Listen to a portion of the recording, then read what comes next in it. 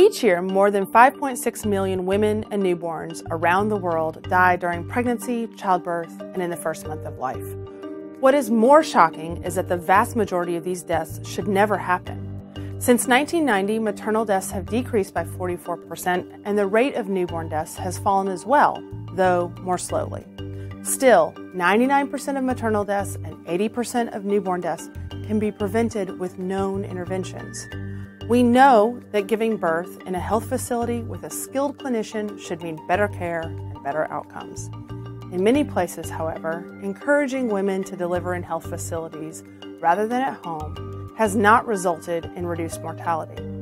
The problem is low-quality care. To make progress on reducing mortality, we now need to focus on improving and strengthening the frontline primary care facilities where the majority of births worldwide are happening.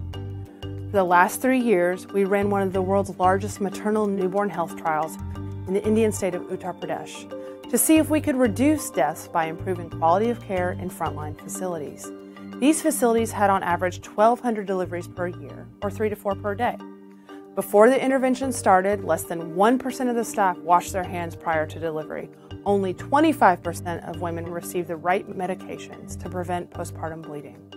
Overall, adherence to standard practices was 40%. Using bedside peer coaching of birth attendants and facility managers alongside the WHO Safe Childbirth Checklist, we focused on the basics: hand washing to prevent infection, monitoring and treatment of women's blood pressure to prevent eclampsia, uterine massage and appropriate medication to prevent hemorrhages. We saw marked improvement in care. Birth attendants completed 70% of the known life-saving steps during childbirth. Yet, it wasn't enough. We saw no reduction in mortality rates. We knew that in order to impact maternal and newborn mortality, we had to address the whole health system. Effective health systems must be able to address all gaps in care, including gaps in supplies and equipment, skills and capabilities, the relationships between clinical leaders and the frontline providers, and the relationships between the frontline provider and the families they serve. These relationships must be based on respect and trust. That is true everywhere in the world.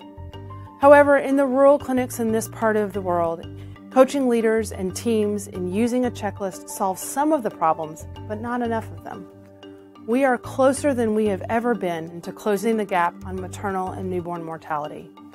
We know what is needed to make childbirth safer. Now we must determine how to make that happen in every facility around the world. It is time we deliver for women and their newborns.